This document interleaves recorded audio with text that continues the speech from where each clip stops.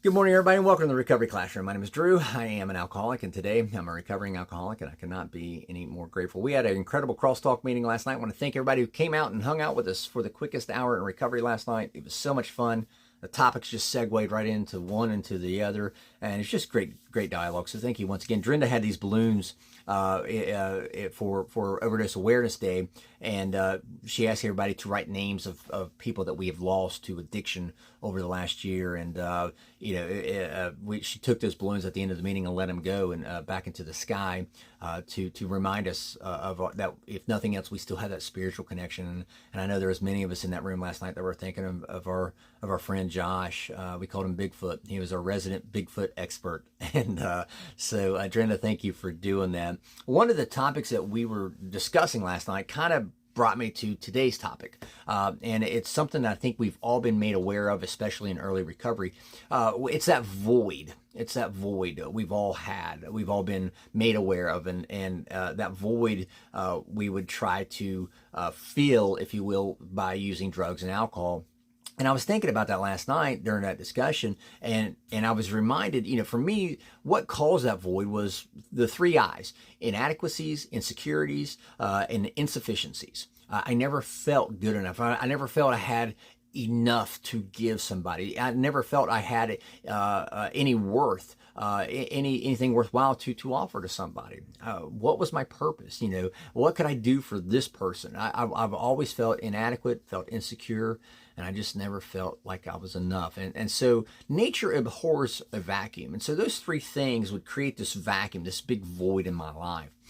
And somewhere along the line, I realized, hey, whenever I go do something nice for somebody, it makes me feel a little bit better. It helps fill that void a little bit, not completely, but a little bit. And so that void would shrink. And so, okay, well, I'll start doing nice things for other people. And I would pour myself out to other people to try to reduce the size of that void. Now, whatever I could not feel, whatever part of that void was still remaining, I would compensate with drugs and alcohol. To try to close that even tighter.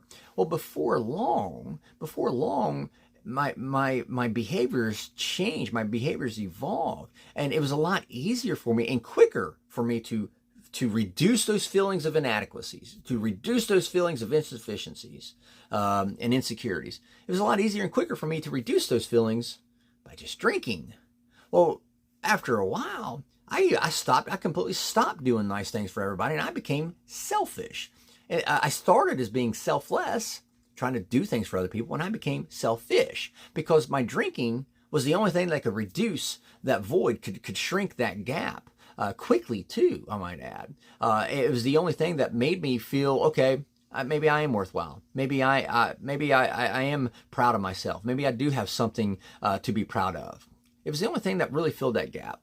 And so I eventually evolved from being selfless to selfish for my drugs, or for my alcohol anyway. You may have done the same thing for your drugs. You started out doing nice things for people, trying to be a positive role model, trying to help other people, but you evolved into this person where you would start lying, you start cheating and stealing and robbing and kicking in doors and the whole 9 yards, just strictly for the sake of your drugs or your alcohol, all to reduce that void. How do we fill that void? Well, the first line of chapter 7 is pretty clear. It's the Cliff Notes version of everything we do. Practical experience shows that nothing insomuch ensures immunity against drinking as intensive work with another alcoholic. So in other words, if I go back to helping other people, then I'm going to fill that void, right? We want to compensate. We want to remove the drugs and alcohol and start getting back to helping other people. But here's the problem with that. Again, I started helping other people long ago, before I became an alcoholic. I started helping other people. But the problem was, when I was helping other people, I wasn't doing it for the right reasons. The problem was, I didn't have the tool set. I wasn't equipped with the tool set to help other people. And I see this a lot in recovery today. People will come in and they'll get the idea that, hey, I need to go back to help people. So they'll try to help people, but they're not equipped to help people with the drugs and alcohol problem. And then next thing you know, all of a sudden they start feeling insecure and insufficient again. Next thing you know, they relapse. See, we can't help other people with drugs and alcohol whenever we ourselves haven't yet quite got the whole hang of this recovery thing. And while it's admirable and it's awesome that people want to help early on, we have to maintain an element of selfishness. Selfishness. Whenever we're early in recovery, when we want to go out and save the world, and I understand that. I was the same way. But if I didn't take time and be selfish with my time and learn how to take care of me first, how in the blue hell am I going to be able to take care of or help anybody else?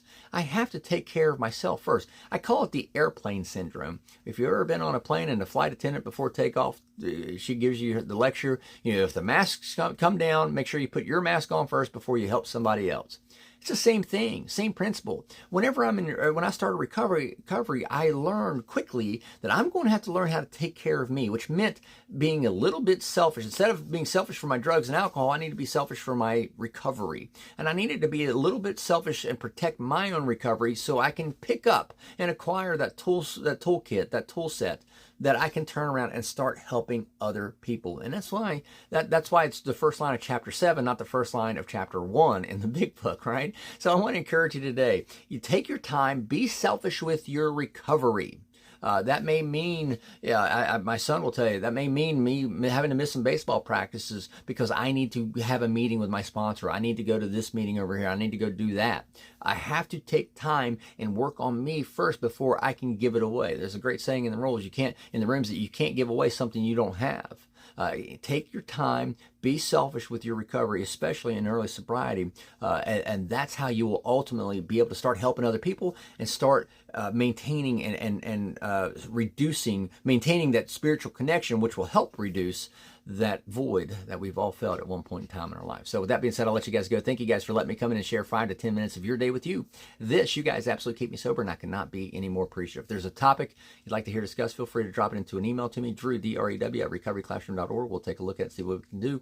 We'll be talking again soon, guys. Remember, you can't get drunk if you don't take that first drink.